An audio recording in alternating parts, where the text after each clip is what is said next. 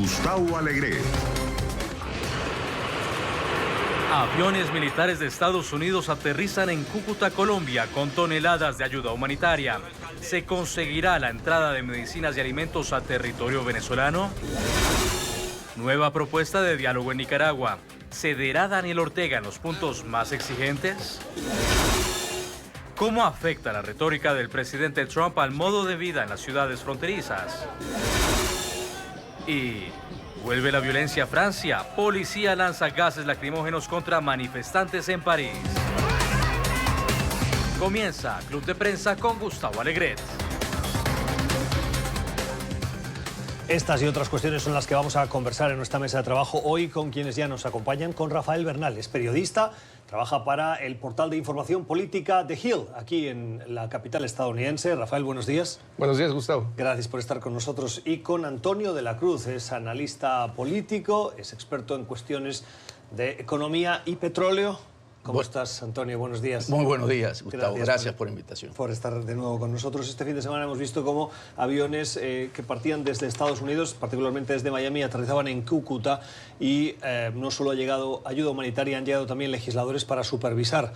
Durante el fin de semana vimos la presencia del embajador de Estados Unidos ante la Organización de Estados Americanos, Carlos Trujillo, o legisladores como Mario Díaz-Balart o Marco Rubio, voces prominentes, particularmente del estado de Florida, en este caso congresista, legislador y senador, cada uno de ellos para mostrar ese posicionamiento claro e inequívoco que están al lado de los venezolanos y con llamados también durante esa visita a las Fuerzas Armadas para que estén al lado del lado correcto de la historia, es decir, el reconocimiento de Juan Guaidó y que permitan esa entrada de la ayuda humanitaria con esa cuenta regresiva que es la del 23. ¿Va a entrar esa ayuda, Rafael?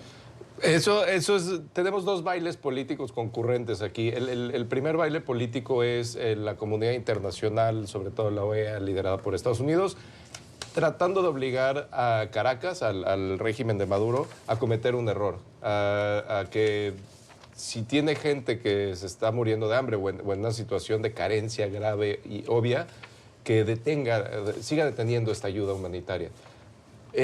No pueden forzar a que entre, pero si fuerzan a que Maduro cometa un error realmente grave, que se vea público, que se vea de manera internacional, digamos, injustificable, entonces le da puntos a Guaidó. El otro lado, mencionas a Rubio y a Díaz-Balart y todo este grupo de legisladores de Florida. Tienes a los republicanos de Florida que ya tienen, digamos, sus credenciales antisocialistas en Colombia. Tienes a los demócratas de Florida que también entienden que tienen una buena población venezolana en el estado. Ellos están básicamente haciendo campaña en el estado, diciendo que apoyan de igual manera, que son igual, digamos, tan pro Guaidó como los republicanos en Florida, que sí es cierto realmente. La verdad es que lo único que tienen que hacer es convencer a los residentes del estado. Fíjate, sí, la ayuda humanitaria es uno de los puntos críticos que se encuentra en este momento en la lucha por quién maneja el país entre el usurpador Maduro y el presidente encargado Juan Guaidó, porque eso es una gestión de gobierno. Si Guaidó logra meter la ayuda humanitaria, él muestra que tiene músculo y que está haciéndole llegar a la gente lo que necesita. Maduro tiene que mostrar que él no puede pasarlo porque también tiene que mostrar que tiene gestión al impedirlo, al sentirse dueño. Entonces tenemos ahorita una discusión de quién ejerce el gobierno en Venezuela. Por eso las designaciones de los embajadores, la designación de la junta directiva, porque son actos de gestión de gobierno. Entonces es mostrar quién tiene en este momento en la gestión. Y en ese sentido, el apoyo del senador Rubio y del representante Díaz-Balart en la frontera es muy importante, y del embajador ante Casa Blanca, Francisco Santos, son los que se encontraban en la frontera. El embajador colombiano en Washington. Ante Casa Blanca, sí. Francisco Santos, que ha estado muy activo en esto y dando discurso en la frontera conjuntamente con la gente. ¿Entrará? Yo pienso que va a entrar. El gobierno, su mejor jugada para mí es dejarla pasar al final, porque la puede controlar, la puede revisar pensando que van armas y captura la mercancía y la entrega a ellos, a los más necesitados. Esa sería una jugada muy hábil por parte del gobierno y no demuestra debilidad porque sigue mostrando que es el que maneja el gobierno de nuestro país. Si la rechaza y hay violencia, como dice, puede haber una acción que puede crear un error y por lo tanto puede empezarse a pensar en otras opciones. ¿Por qué crees que es una buena opción para el presidente, para el gobierno de Nicolás Maduro, aceptar esa ayuda humanitaria? ¿No muestra que la agenda de su gobierno se la está marcando la comunidad internacional y particularmente la oposición?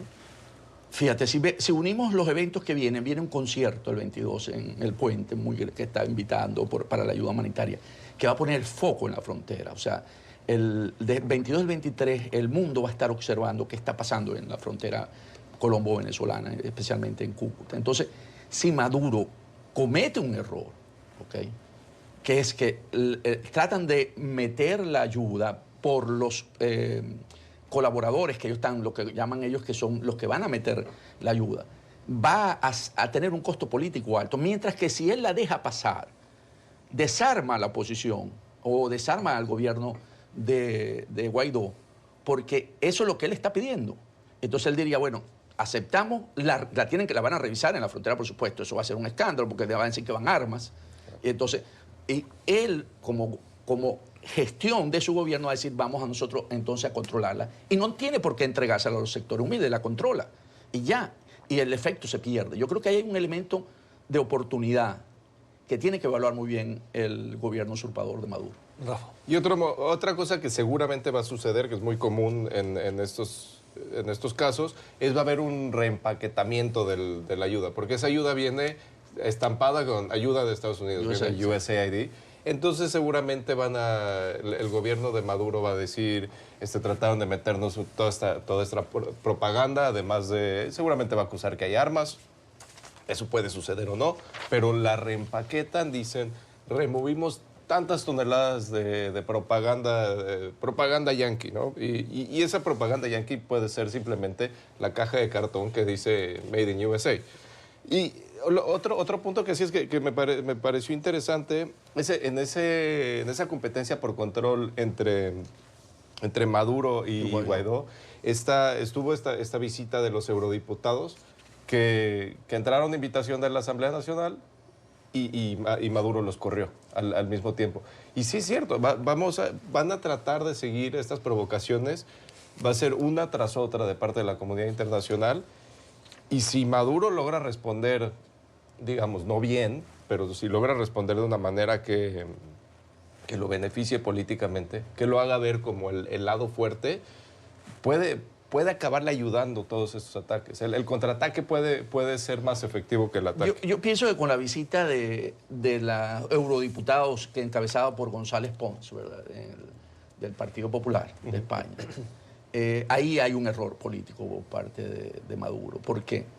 Porque vuelve a mostrar que se cierra para un sector. Por ejemplo, si hubiera ido alguien del Partido Podemos o el mismo Zapatero, él hubiera permitido el ingreso porque son aliados del gobierno. Lo que está mostrando es que en este momento está cerrado a una opción y además la Unión Europea ha propuesto un grupo de contacto que le permite a él abrir una serie de alternativas que se reunieron en Montevideo, que a lo mejor no fue lo que él deseaba en ese momento, porque él quería manejar la iniciativa de Montevideo, que tenía el diálogo y tenía una serie de cosas. Pero él está trancando esa puerta porque ya hay reacciones por parte de Antonio Tajini diciendo que hay que tomar respuesta del presidente de la Eurocámara y respuesta de la eurodiputada Beatriz Becerra, que insta a la Mogherini a que tome acciones, ¿verdad? Entonces empieza a cerrársele más el juego con Europa, que no es del todo deseado en los momentos que está viviendo Maduro. Al respecto de la llegada de estos eurodiputados, el canciller del gobierno de Nicolás Maduro dijo en las últimas horas que los eurodiputados sabían que su entrada no iba a ser autorizada. ¿Tiene razón Arreaza y el gobierno de Maduro al decir que lo que hacen es un show mediático cuando saben que su acceso a Venezuela no va a ser permitido con antelación al viaje? Bueno, todo es un show mediático. O sea, todo esto que está sucediendo, o sea, fuera del movimiento de ayuda humanitaria de Estados Unidos hacia Cúcuta o bueno, la ayuda holandesa que va a Curazao y la ayuda brasileña a Roraima, fuera del movimiento de alimento a quien lo necesita, todo lo demás es un show mediático. Digo, obviamente el concierto es un show mediático, pero ese es el punto. El punto es que este tema se va a resolver a los ojos de la comunidad internacional. Y este es el juego de ajedrez que están jugando y parece ser que ambos lados están conscientes del juego de ajedrez que están jugando. Si uno de los lados cree que esto simplemente es demostración de poder del Estado, ese lado ya perdió. Pero yo creo que la gente que asesora a Maduro tiene conciencia de lo que está sucediendo aquí. Sí, hoy en día no es posible una intervención militar. Entonces el juego, como dices tú, es político. Es un juego de cómo logramos convencer y llegar hasta esa cúpula que sostiene a Maduro, de que lo deje de apoyar y que decida unirse a apoyar a Juan Guaidó. Entonces, básicamente, toda la acción política internacional va dirigida a que el poder está en Juan Guaidó y no en Nicolás Maduro, porque las Fuerzas Armadas, en ese sentido, son piramidales y entienden la línea de mando. Entonces, si en un momento determinado el poder está en Guaidó, los comandantes de fuerza van a empezar a ver a Guaidó como su referencia y Maduro va a perder el respaldo. Entonces, lo que se trabaja básicamente, y ese es el llamado precisamente del senador Rubio a los generales, ¿verdad?, de esa cúpula: pónganse del lado de Juan Guaidó, de la democracia, porque lo está llamando, porque básicamente quienes sostienen hoy a Maduro en el país es la cúpula militar. Ahora, que Rubio comete un error aquí por dos lados al hablar de crímenes internacionales. Por un lado, a la cúpula militar venezolana hablarle de crímenes internacionales pues les puede llegar a preocupar porque se dice, y se dice de muchos lados, que participan, por ejemplo, en el narcotráfico internacional. Entonces, ahí tienen una razón por la cual quedarse con Maduro, que les ha demostrado que no los va a perseguir por esto, si es que acaso sí han cometido estos crímenes.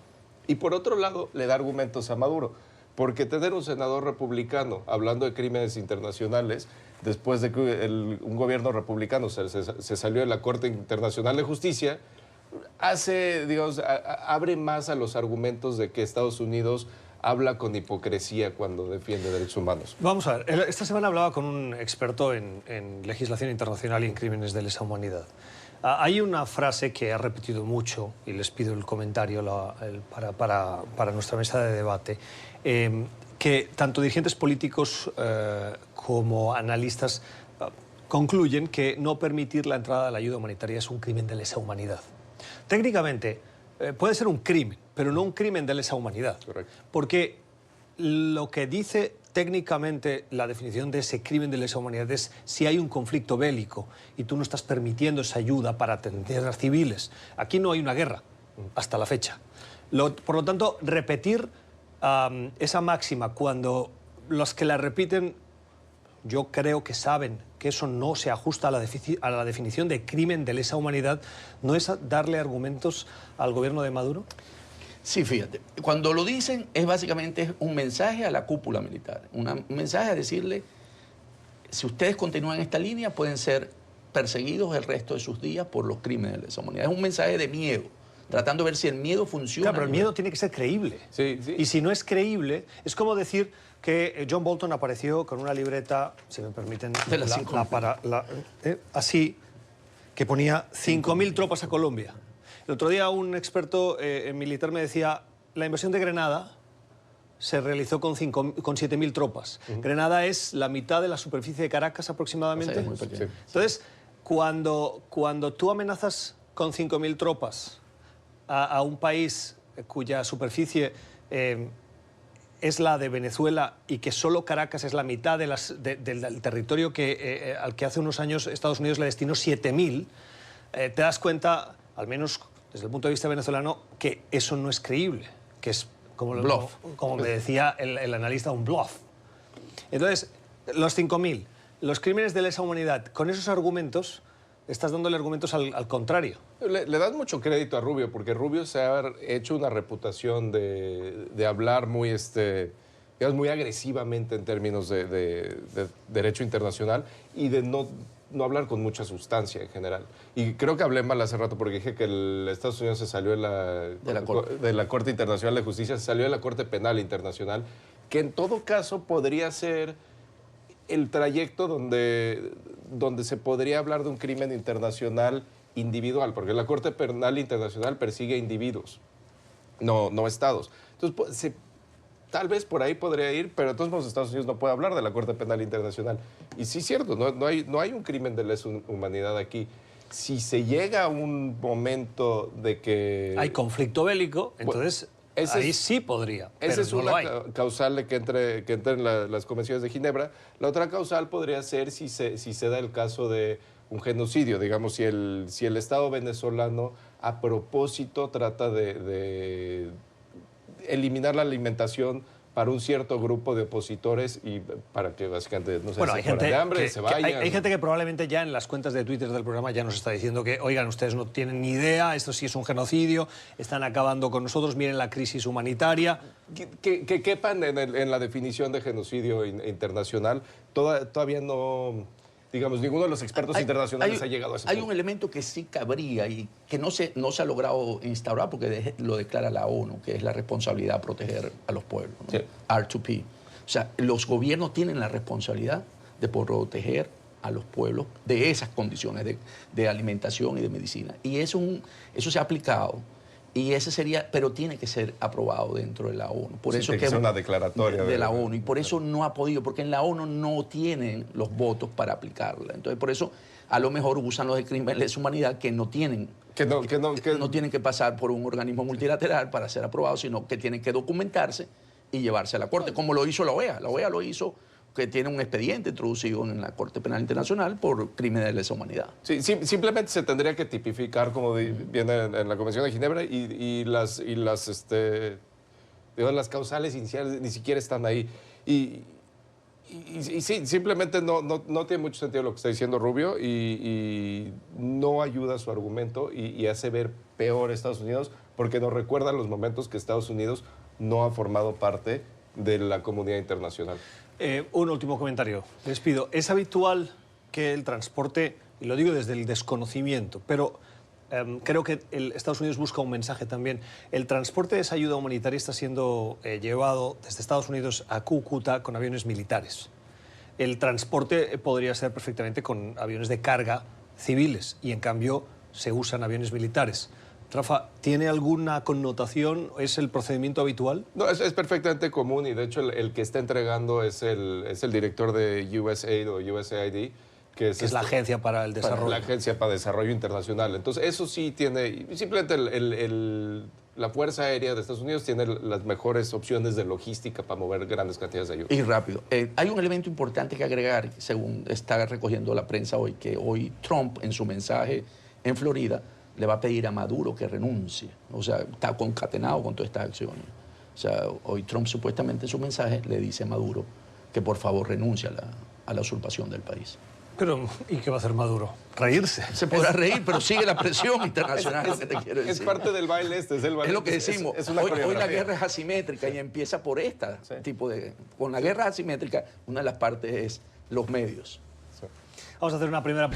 La crisis en Nicaragua continúa, pero se abre una nueva luz de esperanza. La semana pasada, el secretario general de la Organización de Estados Americanos, Luis Almagro, envió a Gonzalo Conque, que funge como jefe de gabinete de Almagro, y lo envió como enviado especial para conversar con el gobierno de Daniel Ortega.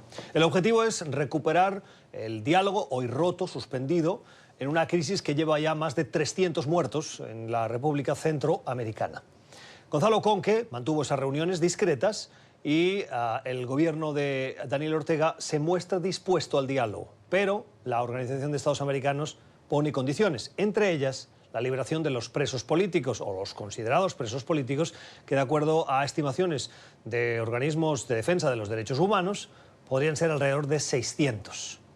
¿Una luz de esperanza o un balón de oxígeno para Daniel Ortega, teniendo en cuenta que lo que se busca son reformas estructurales del sistema político de cara a las elecciones del 2021? Pues es un momento que está aprovechando tanto la OEA a través de Almagro y la Iglesia Católica aparentemente para ver si hay una apertura de parte de Ortega. Lo que puede llegar a suceder aquí es decirle, mira, tu apoyo más grande en la región es Venezuela. Y Venezuela ahorita, como ya platicamos, está rodeado está en estado de sitio, básicamente. Y esta elección puede traer consigo, sí, puede traer una reelección fácilmente, puede continuar el régimen de Ortega, pero también pierde Ortega, y si pierde Ortega, puede haber unas consecuencias que pueden acabar mal para él. Es un buen momento para abrir un diálogo, es un momento de debilidad internacional. Básicamente Ortega está de ¿quiénes son mis amigos aquí? No sé quiénes son mis amigos.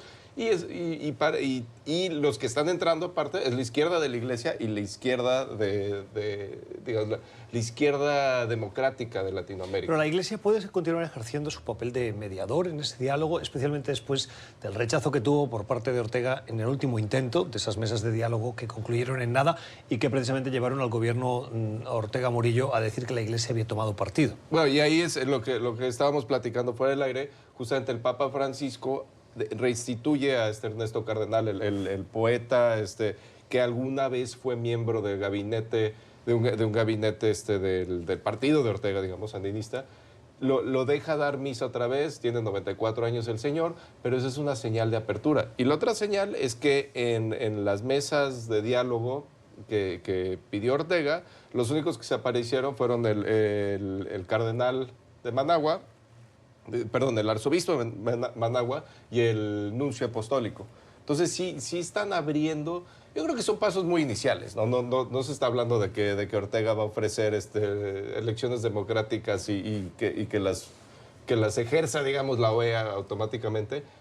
Pero Ortega tiene cierto miedo y esa apertura la están usando posiblemente correctamente. Habrá que esperar a los resultados. Yo lo veo como un balón de oxígeno en este momento porque si observamos, la economía nicaragüense ha sufrido mucho. Tiene una caída del PIB del 4% y realmente es uno de los países ahorita más pobres de la América en términos per cápita.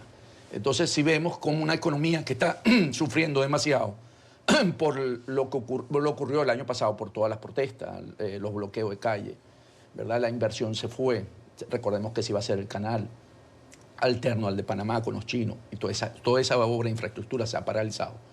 El abrir un diálogo para las elecciones del 2021 es como muy lejos. O sea, estamos viendo que si aguanta el proceso nicaragüense 2 años y 8 meses todavía para ese cansancio que hay, desgaste que hay, ¿no?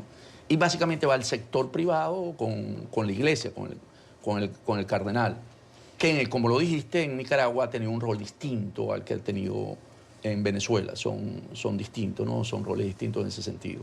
Y recordemos que Nicaragua está dentro de lo que definió Bolton la troika del mal.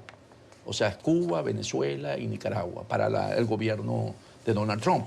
Entonces, que el secretario general de la OEA, Almagro, haya mandado a Gonzalo Conque a evaluar esos ajustes en la ley, ¿verdad?, electoral nicaragüense, que fue manipulada por Daniel Ortega para su segundo mandato, y además poner a su mujer como la vicepresidenta en caso porque él está muy enfermo, que de segunda. ¿Quién está muy enfermo? Daniel Ortega tiene una enfermedad, ¿verdad?, que se conoce, y por lo tanto por eso él coloca a Murillo como su vicepresidenta. En caso tal de que él falleciera, ella puede sustituirlo. Entonces, en esa búsqueda es donde genera la reacción, y por eso las Fuerzas Armadas no actúan en dirección, sino que actúa es la Policía Nacional, que la controla Ortega. Esa policía fue creada por Ortega y es la que reprime. Entonces, lo que está planteando la Unidad Nacional Azul y Blanco es que se liberen a los presos políticos, que son más de 700, que se dé libertad a las represiones que ha habido, que se desarme a los paramilitares, que son estos policías. Entonces tiene una serie de solicitudes para poder sentarse en esa mesa. Ojalá se logre ese acuerdo, pero pareciese en este momento que, como dijiste, son las primeras de cambio ante lo que está sucediendo en Venezuela. Sí, pero sí se ve aquí con la solicitud de liberar a estos presos políticos.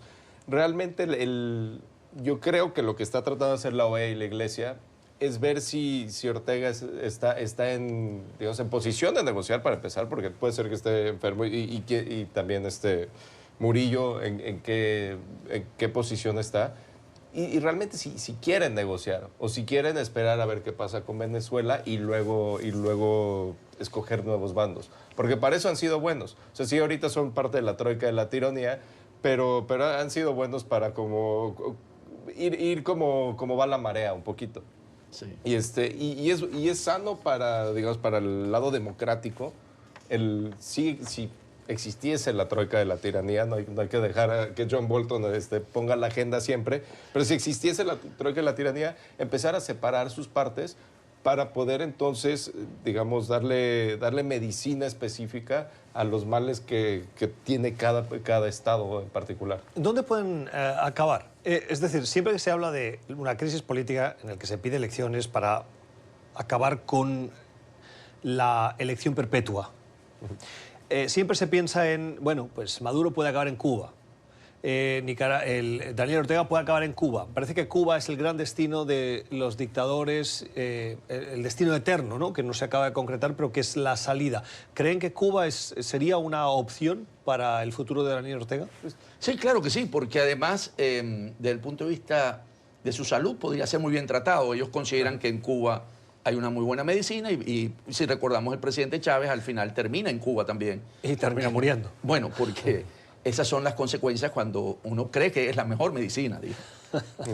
Pues digo, pues sí tienen un buen historial los cubanos en términos de... Sí tienen buenos servicios médicos, digamos. Pero obviamente el óptimo siempre es que acaben en su propio país y que acaben, digamos, en el retiro y aceptando los resultados de una elección. No sé si, por ejemplo, en Venezuela eso ya no es posible. En Venezuela no imagino una situación en donde llegue una elección nacional, gane, digamos, Guaidó, y Maduro diga, pues ya estuvo la elección, con permiso, señores, me voy a mi rancho. No, o sea, se ve muy difícil, y aparte la presencia de Maduro es difícil. En el caso de Ortega, yo creo que todavía está en la balanza fina donde podría suceder o podría no suceder, y pues sí, pues Cuba siempre es el fácil, ¿no? Ya son 14, y cambiamos de tema, los fines de semana consecutivos en los que los conocidos como chalecos amarillos en Francia protestan y toman las calles, particularmente las más emblemáticas de la capital, París, para protestar contra las políticas y en general contra el gobierno de Emmanuel Macron. Este fin de semana ha sucedido lo que algunos esperan, otros denostan y nadie quiere, en general, que es confrontación entre las fuerzas del orden y los manifestantes. Las autoridades usaron gases lacrimógenos, cañones de agua y una brigada de policía montada para dispersar a los manifestantes.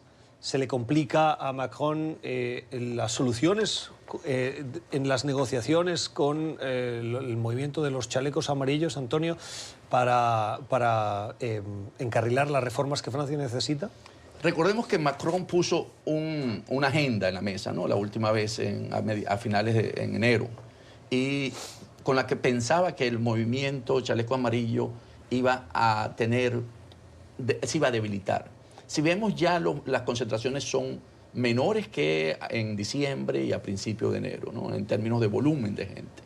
Y en ese sentido, lo que pasó el fin de semana fue que ya empezaron ataques a sionistas, decían sionista, regrésate a Tel Aviv, al filósofo, un filósofo israelita, apellido Frickenkroh, y somos Francia. Entonces empezamos a ver esa parte xenófoba del movimiento de los chalecos amarillos que no se le había visto hasta ahora. Si bien cierto, es un movimiento que vemos muy populista, muy hacia... no rechazaron el aumento de la gasolina como primera instancia, ¿verdad? Porque pensaron que ellos eran los que iban a ser sacrificados dentro de esa agenda que venía montando Macron para recuperar la agilidad de la industria francesa y modernizarse y ser competitiva, y lo estaba haciendo con impuestos, y ellos salen a la calle, y en eso Macron no tuvo el olfato político para detectarlo y se le crea ese caos. Hoy yo creo que ese movimiento deriva en un movimiento que va más hacia la ultraderecha que a lo que originalmente... ¿Tú crees que Macron no tuvo el olfato político? Quiero decir, él ganó las elecciones con un mensaje muy franco a los franceses, en el que les expuso que la situación en Francia, desde el punto de vista financiero, no se sostenía y que Francia necesitaba para enfrentar y para competir en el siglo XXI reformas estructurales, que afectaban fundamentalmente a determinadas medidas muy generosas si las comparamos con países similares en el entorno europeo y del mundo desarrollado, y que necesitaban ciertos recortes, de lo contrario eran inviables. Entonces, los franceses le dieron el sustento, el apoyo, y le dijeron adelante. Y ahora eso se trasladó a las calles con la resistencia. Macron sabía que eso iba a ser así.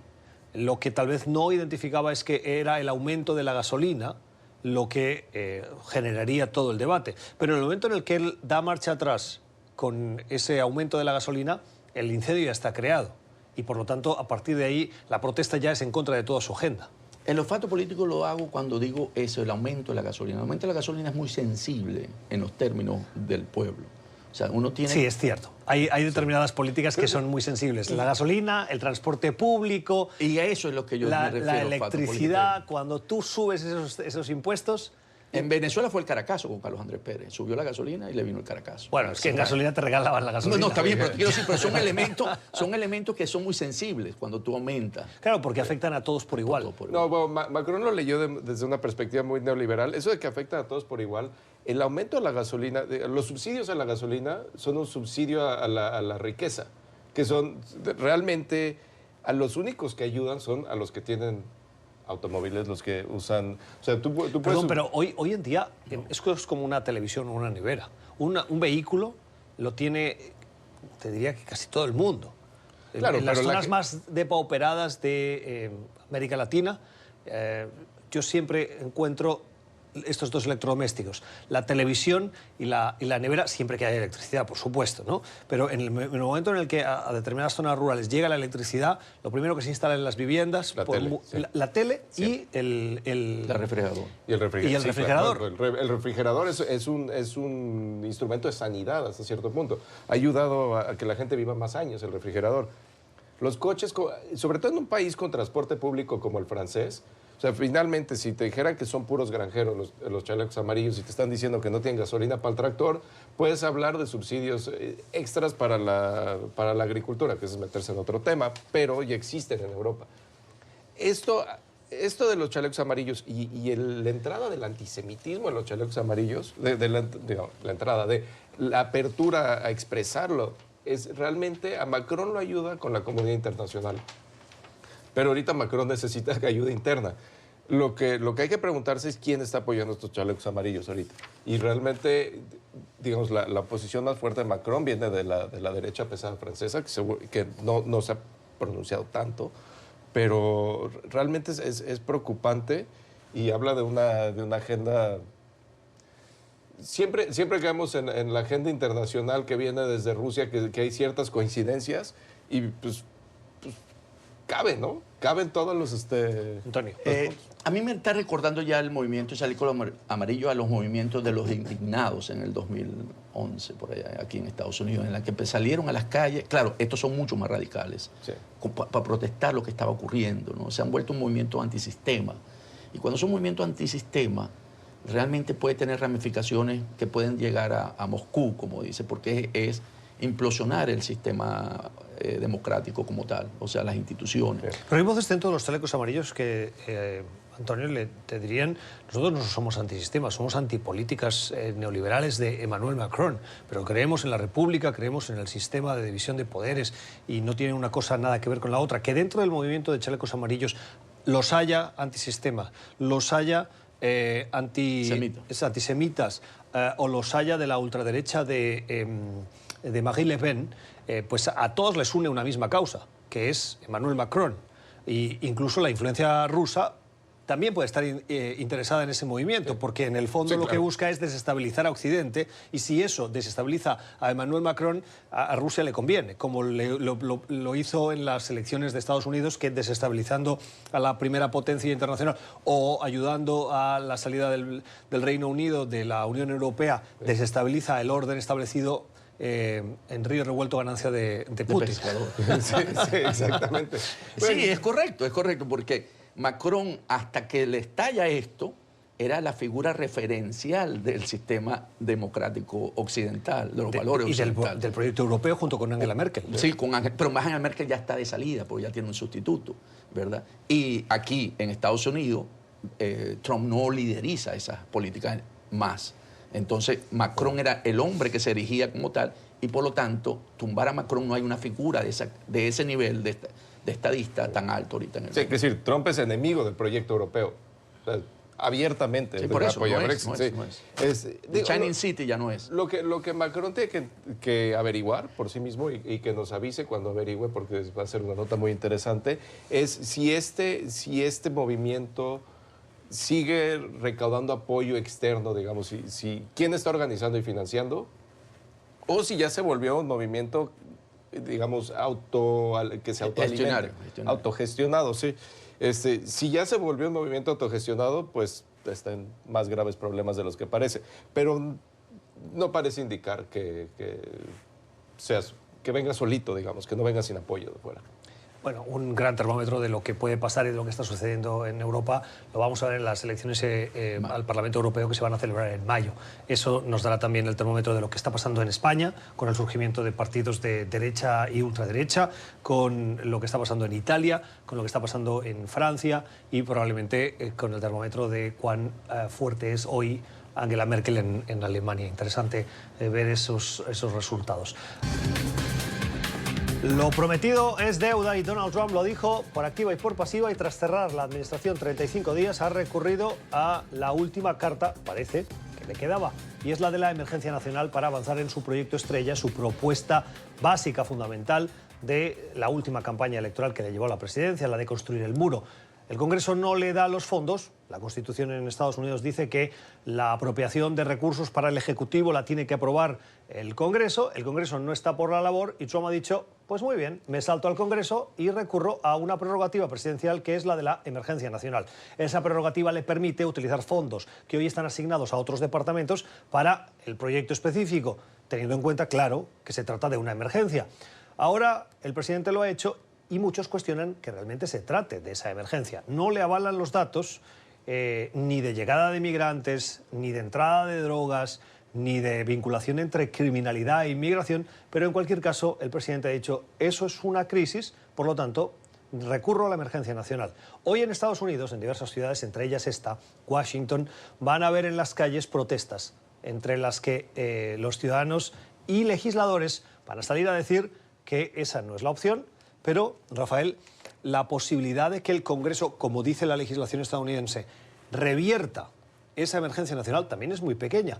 Claro. Y lo explicamos rápido.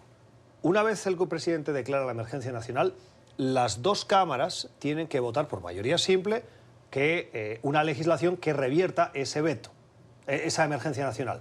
El presidente puede recibir esa ley aprobada por las dos cámaras. La veta y vuelve. Y al volver tiene que ser aprobada para revertir el veto del presidente por 2/3. Sí. ¿Qué pasa hoy? Que en la Cámara de Representantes los demócratas sí tienen los votos, en el Senado muy probablemente una media docena de republicanos se podrían sumar a todos los votos demócratas y darle el visto bueno, pero en el regreso, una vez Trump veta esa legislación, ahí es más difícil llegar a los 2/3 en las dos cámaras. Está muy difícil llegar a los 2/3 y la clave está en lo que dijiste, que el dinero que se usa para una emergencia nacional, en este caso el Congreso no lo aprobó y el presidente está tratando de ir por arriba del Congreso declarando esta emergencia nacional. Normalmente, bueno, hasta el momento, todas las ocasiones anteriores, las emergencias nacionales se habían dado en que el presidente se encontraba frente a una situación de verdadera emergencia y entonces decía no hay tiempo ahorita para hacer el procedimiento congresional de asignación de recursos porque eso es un procedimiento relativamente largo, vamos a declarar una emergencia, vamos a mover estos dineros y ahí hacemos cuentas con el Congreso después. Este caso obviamente es completamente diferente como lo estamos viendo y como tú le dijiste, no tiene, o sea, los argumentos que está dando, bueno, el mismo presidente los contradijo. en su anuncio de la declaración de emergencia. Su anuncio de la declaración de emergencia dijo, bueno, no tenía que hacer esto, pero ya le quería dar prisa al asunto. Uno de los argumentos utilizados por el presidente durante su discurso sobre el Estado de la Unión, que fue recientemente, la semana pasada, el presidente dijo que hay una crisis de drogas en Estados Unidos y por lo tanto el muro es necesario. Hay un artículo interesante hoy en El País que firma el corresponsal Pablo Guimón, que revela con el título de El muro de Trump no habría parado a El Chapo. Y recuerda los datos que decíamos antes cuando los datos no le avalan. Miren, en el 2018, según estadísticas oficiales, el 90% de la heroína, el 88% de la cocaína, el 67% de la metanfetamina y el 80% del fentanilo se decomisó en los puertos de entrada, no en la zona de frontera donde Trump quiere construir el muro. Es decir, que el muro lo va a construir por donde no entra la mayor parte, repito, 90% de la heroína, 88% de la cocaína, etcétera, entran por los puertos de entrada. ¿Cómo entran?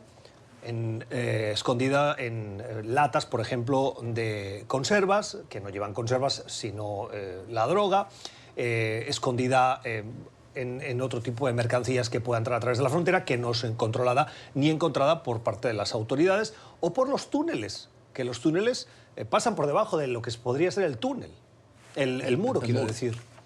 Fíjate, es interesante porque esa pregunta se le hicieron el viernes cuando él declara la emergencia. Él dice que esos son los datos tuyos, lo de él no dicen los eso. míos. No, yo estoy son diciendo... los de la administración. Cuando digo tuyo me refiero cuando se refería al periodista, no a ti. Que el periodista le hace esa pregunta y él dice, son los datos suyos, no los míos, porque él no cree en los datos de su agencia. Él cree en los datos que le da Putin, por ejemplo, sobre seguridad nacional. Entonces, él tiene una serie de asesores que sí le dan unos datos con los que él cree y sobre que él actúa en la política. No, yo creo que esto abre ya la campaña 2020. Estamos ya en campaña electoral 2020 y este es uno de los temas de la campaña. Y él abrió ya su carrera de campaña. Y en ese sentido, no le demos más vuelta. O sea, aquí va a haber el estire y el encoge, ¿verdad? Y a la final esto se convirtió, porque para los demócratas el tema de los inmigrantes no le tiene una política y él sabe que por ahí su base electoral se consolida, la puede mantener. Pero su base, digamos, se ha dividido un poco porque el tema de los migrantes es afecta más en partes del país donde hay menos migrantes. Y las partes del país donde hay menos migrantes también tienden a tener menos población. O sea, sí, que Trump va a ganar Wyoming en el 2020, o sea, te lo firmo ahorita, o sea, no hay duda. Montana me queda en duda, de hecho, porque ganó Tester. Pero Texas está en peligro, Arizona está en peligro. Entonces, digo, si tuviera que apostar hoy en día, te diría que Texas y Arizona lo van a ganar los republicanos. Tampoco creas que ya es seguro. No, los demócratas tienen que hacer mucho trabajo, pero pueden perderlo los republicanos. Y finalmente, lo que está diciendo aquí Trump, el hecho que Fox News ya le está diciendo a Stephen Miller, oiga, pues, esto es mentira, porque Trump agarró y literalmente dijo que los camiones llenos de drogas se van por otra parte que los puertos de entrada. Que me enseñe la carretera donde puede transitar un camión que no tiene una garita que cruzó esa frontera. O sea, simplemente no existe. Sí, además es que, entre otras cosas, cuando tú no diagnosticas bien el problema, no puedes aplicar la solución correcta. Cuando no te interesa. Bueno, sí, de acuerdo, pero si el objetivo es hacerse la foto diciendo que hemos reducido ese 90%, 88% de entrada de heroína, de cocaína en Estados Unidos, la única manera es advertir y recordar que son en los puertos de entrada donde hay que mejorar los sistemas de seguridad. De lo contrario, los porcentajes van a continuar, pero sí, vas a tener, palabras del presidente, un hermoso muro en la zona de frontera. Y no es un dato nuevo, ¿no? O sea, podemos acordarnos del narcocorrido de los 80, los Tigres del Norte, que llevaban las llantas del carro repletas de marihuana. O sea, llevan entrando y entran por San Isidro, curiosamente. O sea, una garita que todavía existe. O sea, simplemente está hablando de algo que todos conocemos hace 30 o 40 años. Yo insisto que esto es un mensaje para su base electoral, que son los rednecks y todo ese público. Oiga, esa palabra es un poco peyorativa. Bueno, discúlpeme. Sí, pues, a la base blanca. No la usemos en este a programa. la base blanca de él, básicamente. Okay. Y hoy escuchaba en un programa de televisión que eso de American First es América para los blancos, no es América. Claro, ese es un análisis que sí, es cierto. Él le habla muchas veces a sus votantes, que son los que están manteniendo ese porcentaje de popularidad que está alrededor del 39-45% en función de las encuestas. Sí, de acuerdo, algunos de ustedes me dirán, sí, hay alguna que ha subido hasta el 50% en picos puntuales. Y son dos grupos de apoyo. Son digamos, el grupo de apoyo fuerte que se calcula que está por ahí de la tercera parte del país, que generalmente son gente que no le ha afectado estos asuntos, pero sí le ha afectado la descendencia, la decadencia económica del cierre del país, y del mundo rural en Estados Unidos. Y luego hay ese 15-20% de republicanos que simplemente no quieren un demócrata. El presidente Donald Trump la confirmó, al menos los medios la dieron por buena y él dijo que sí, que era su candidata, Heather Nauert, que ha sido y es portavoz del Departamento de Estado. Antes trabajó como comunicadora en la cadena conservadora de televisión Fox News y entró como portavoz del Departamento de Estado. Ha desempeñado un papel que a muchos ha sorprendido, ha tenido una buena aceptación, al menos si lo medimos en el número de errores. Heather Nauert no ha cometido grandes errores para lo complicado que es ser portavoz del Departamento de Estado. Y, por ejemplo, recuerdo, cuando vas a las ruedas de prensa, aparece el portavoz con un carpetazo de este tamaño, dividido por países y por crisis. Y los periodistas disparan de cualquier cosa. La India, China, sudeste asiático, Corea del Norte, todo lo imaginable. Y ella tiene que tener la capacidad de escuchar la pregunta, pasar la página, encontrar el punto y responder exactamente el mensaje que quiere la administración. Bueno, ella fue la nominada por parte de Trump para sustituir a Nikki Haley. Nikki Haley se retiró como embajadora de Estados Unidos ante la ONU y Heather tenía que tomarle el relevo. Pero en las últimas horas, a lo largo del fin de semana, emitió un comunicado diciendo que por motivos familiares prefería retirarse. Ha sido duro y ha recibido el elogio por parte del secretario de Estado y también de la administración Trump en general. ¿Es creíble que se retire después de la presión que ha sido sometida en el Departamento de Estado, que por temas familiares ahora no pueda asumir la embajadoría de la ONU? Temas familiares es el razonamiento que más comúnmente se da cuando alguien ya no quiere la presión política que implica cierto cargo. Y fuera de que efectivamente fue buena vocera del Departamento de Estado y sorprendió. Una cosa es ser vocero del Departamento de Estado y otra cosa es tomar una de las posiciones diplomáticas de más alto nivel del mundo. Sí, dicen básicamente lo que dicen ahí es que una nani de ella, una muchacha que la contrató, estaba legal, pero no declaró los impuestos y que había algo ahí y que podría ser esas las razones familiares. Para la especulación, siempre hay espacio para la especulación. Dicen ahí. Dicen. En cualquier caso, estamos atentos a la propuesta de nominación por parte del presidente que se espera que se produzca en las próximas horas. Hasta aquí nuestra mesa de trabajo. Hoy la hemos compartido con Rafael Bernal y con Antonio de la Cruz. A ustedes, gracias como siempre por su generosidad, por sintonizarnos y escogernos. Les deseamos una feliz jornada. Volvemos mañana. Que descansen.